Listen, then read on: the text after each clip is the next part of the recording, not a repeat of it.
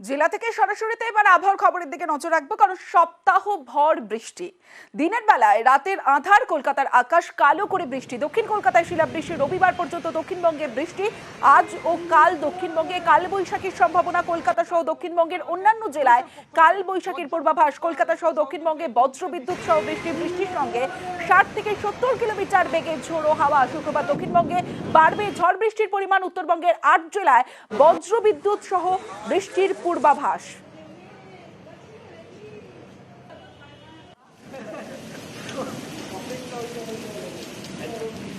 এবং এই বৃষ্টিতে একাধিক এলাকা জলমগ্ন। মহেশতলায় বৃষ্টি, যে ছবি আপনারা দেখছেন, সল্টলেকে জলমগ্ন সল্টলেক এলাকা, বিভিন্ন এলাকা জলমগ্ন বৃষ্টিতে।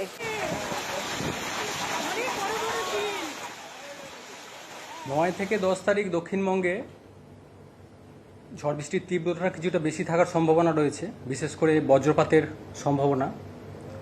দু এক জায়গায় বজ্রপাতের তীব্রতা বেশি থাকার সম্ভাবনা রয়েছে। দমকা হাওয়া থাকার সম্ভাবনা রয়েছে, কোথাও কোথাও 40 থেকে 50 বা 60 কিলোমিটারও প্রতি ঘন্টায় থাকার সম্ভাবনা দু এক জায়গায়। অন্যান্য জেলাগুলোর মতো কলকাতার ক্ষেত্রেও তীব্রতার কিছুটা বেশি থাকার সম্ভাবনা রয়েছে 9 থেকে 10 এই পিরিয়ডটার ভিতরেই। 11 থেকে 13 তারিখ বৃষ্টিপাতের সম্ভাবনা থাকবে, তবে তীব্রতা, যেটা বজ্রবিদ্যুতের তীব্রতা বা দমকা হাওয়ার তীব্রতা, সেটা ধীরে ধীরে কমবে।